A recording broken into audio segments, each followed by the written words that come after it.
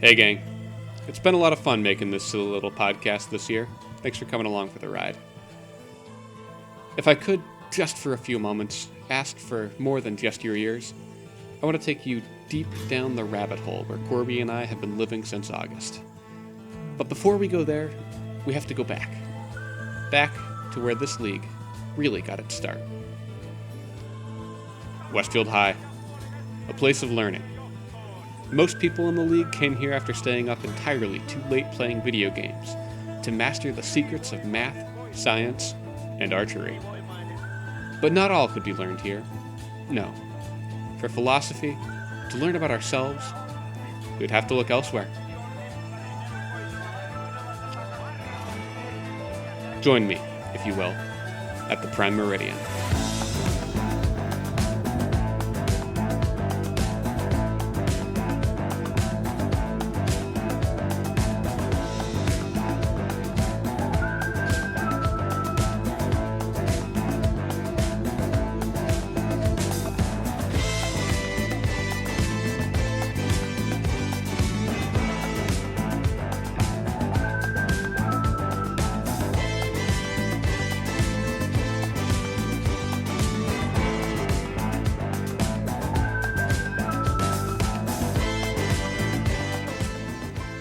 That's it.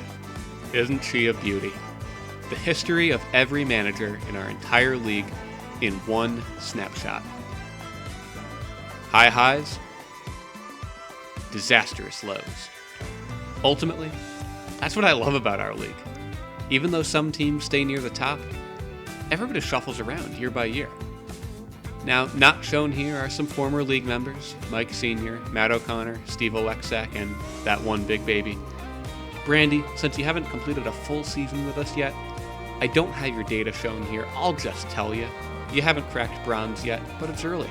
You've got plenty of time. I mean, look, it took Chris Colby over 4 seasons to make it, and he's been good for a few years now. Hold on. Something doesn't feel right. Guys, I'm only counting 10 teams here, but I should be seeing 11 without Brandy. What's going on here? Oh man, this took so long to plan out. Am I going to have to re-record all of this again? Oh, no, please. Oh, wait, hold on. I think I know what's wrong here. Hey, Jerry, can you hit the lights on number 10? Ah, much better.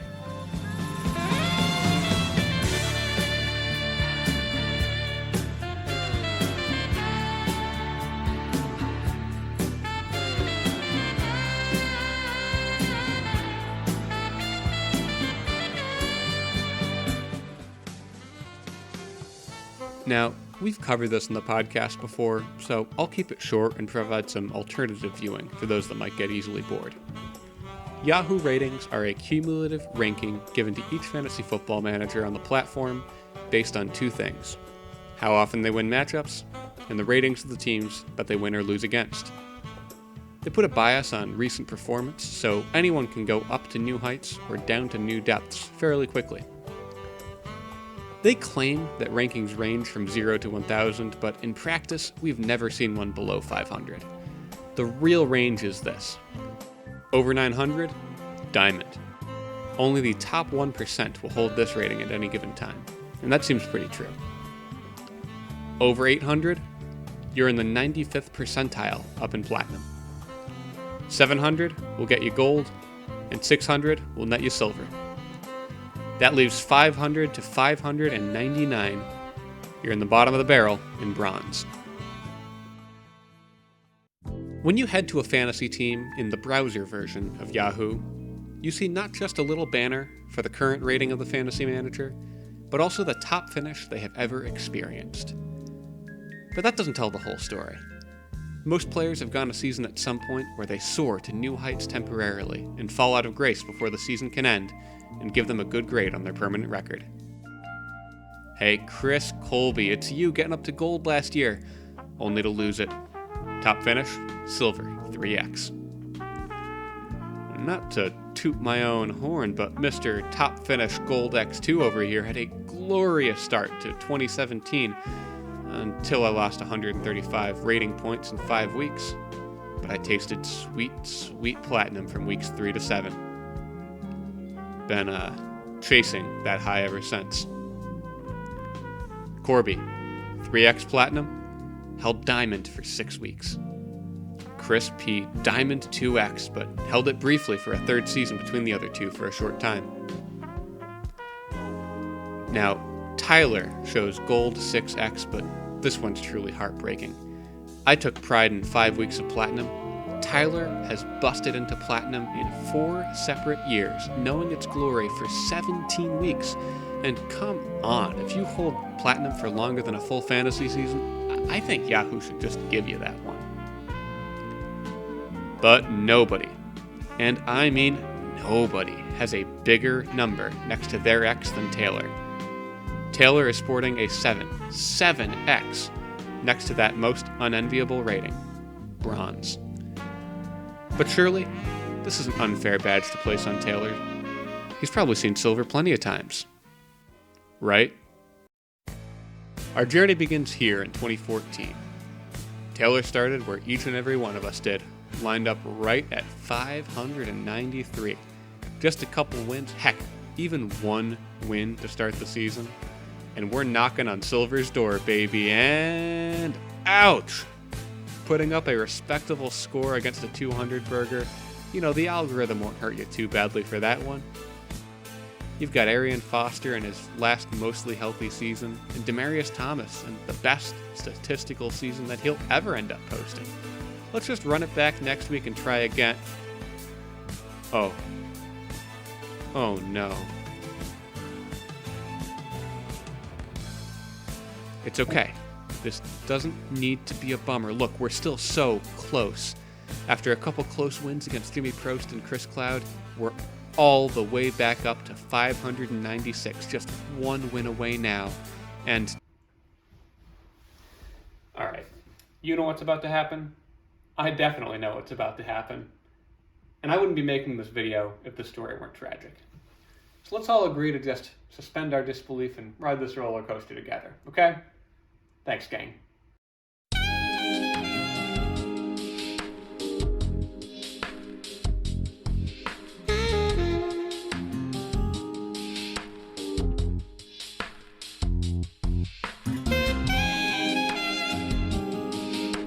Back-to-back wins against Chris Colby and yours truly teased Taylor up for a winner-takes-silver match with none other than Mike Bekonowitz.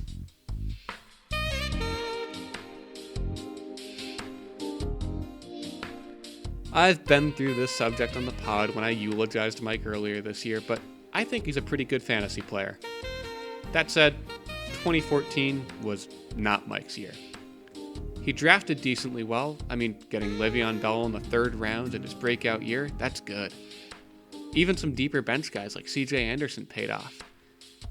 But he entered this matchup a paltry 1-6, with one win against Jimmy, and that's it. Mike enters this matchup starting Benny Cunningham and Justin Hunter in the flex.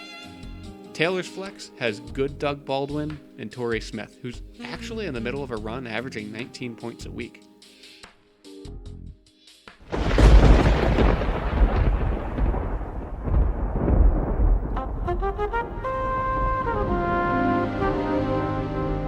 Mike represents here the second time this season that Taylor would have achieved a silver rating, but this match is so much worse than that. This was a beatdown. Unbelievably, this 1-6 team pulled a rabbit, nay, a rocket launcher out of a hat and fired away.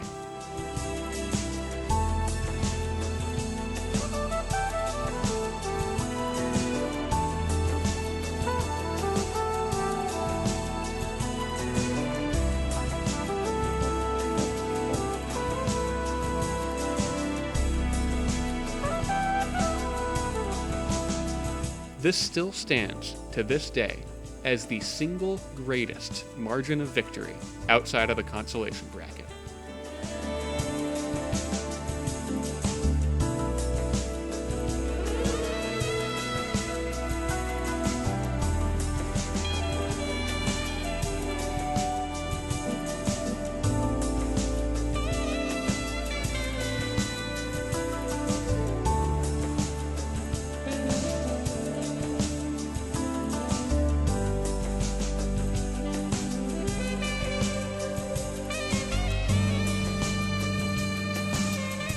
Taylor ran headlong into the ceiling of bronze and got hit. His team was exhausted, humiliated, and it collapsed. He would lose 6 of his final 8 matchups to end year 1 of this experiment at 580.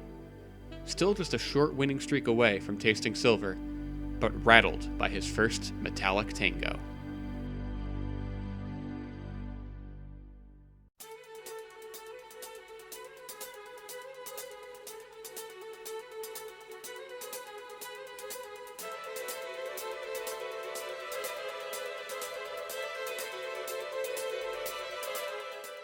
And here it is, the winning streak we've been looking for. Taylor's 5-3, sitting all the way up at 598, ready to roll for silver in week 9. He drafted well enough that trading away Doug Baldwin in week 2 didn't stop him. Doug Baldwin would finish the year with 14 receiving touchdowns. He traded away DeAndre Hopkins in the middle of his big breakout 1,500-yard, 11-touchdown season. But after those trades, he goes on this 3-1 run, and he gets to face the 2-6 Crazy Eyes Bradford.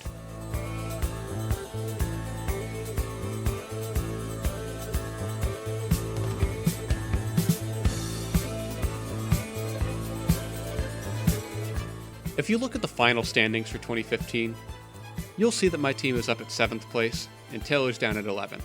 But don't let that fool you. Taylor actually had the 4th highest points for in the league, and I ended second to last. Last year, Taylor drafted Arian Foster in his last good year, and this year, I drafted him in his first bad one in which he played 4 games and never got to 60 rushing yards. I started Matt Castle. Taylor started Dwayne Harris. I started Dorial Green Beckham. Taylor started Kendall Gaskin. Who are some of these people? Even I don't know. In this game of fantasy football, we click our ads, we set our lineup as best we can, then we roll the dice.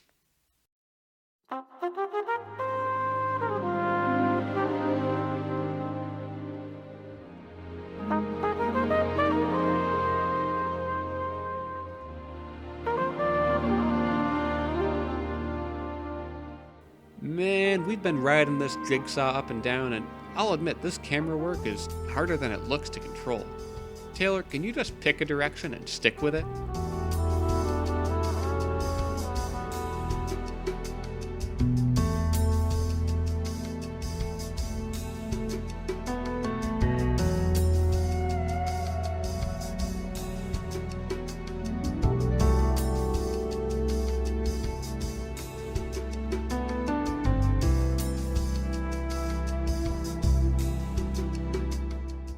"2016 was a lost year for Taylor and for our narrative. He managed 5 fantasy teams, so just a single week where all 5 teams win could have bumped him to silver. But that didn't happen.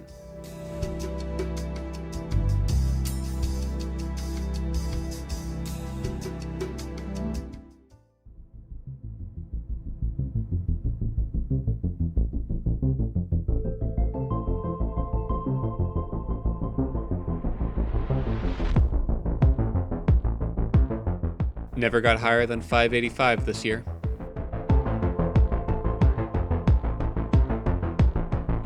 Peaked at 580, finished at 528.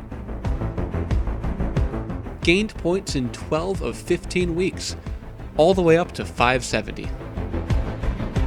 Up and down. One of the worst teams this league has ever seen got paired up with the second place team in the $100 league to make the season mostly flat.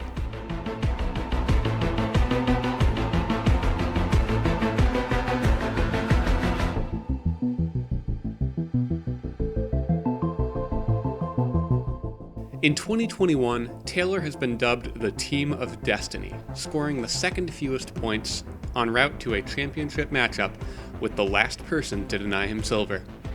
Me. Taylor is currently at this season's high water mark for Yahoo points at 584, his highest since 2017 and only 16 points away from the rating he's never held, silver.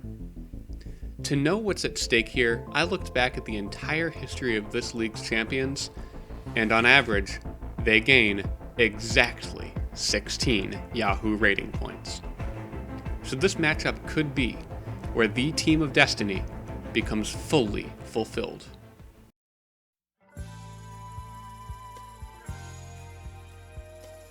Babe Ruth once said, "Every strike brings me closer to the next home run." So this is not a hit piece. No, this is spreading awareness. We should all celebrate Taylor when he does hit his home run and reach silver for the first time ever.